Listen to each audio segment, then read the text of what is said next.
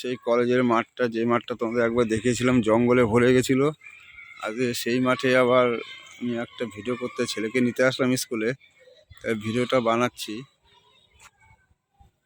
এক মাসিমা ব্যায়াম করছে, দেখো বসে বসে মাসিমা ব্যায়াম করছে, রোদ পোয়াচ্ছে আর ব্যায়াম করছে।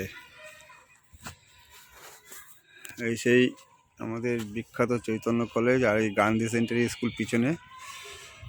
আর সব গার্জেনরা আসছে এখন এক এক করে বাচ্চাদের নিতে। আর এই মাঠটাতেই জঙ্গলে ভরেছিল, পুরো জঙ্গল, এখনো পিছন সাইডটা জঙ্গল রয়েছে।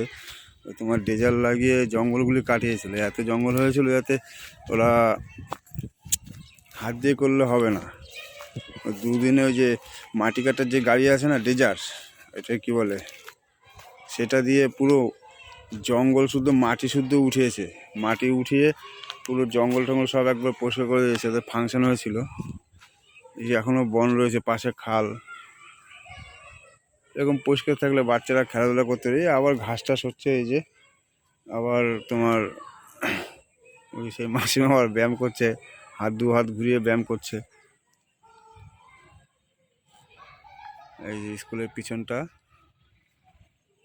আমাদের কলেজ, চৈতন্য কলেজ।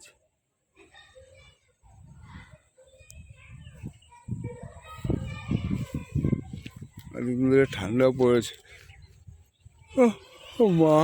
মা গো,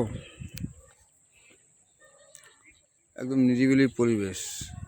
এই জায়গাটার পরিবেশটা খুব নিরিবিলি, একদম পিছনটা নির্ঝুম। এই মাঠে আগে কত ঘুরে হতাম ছোটবেলা আমরা।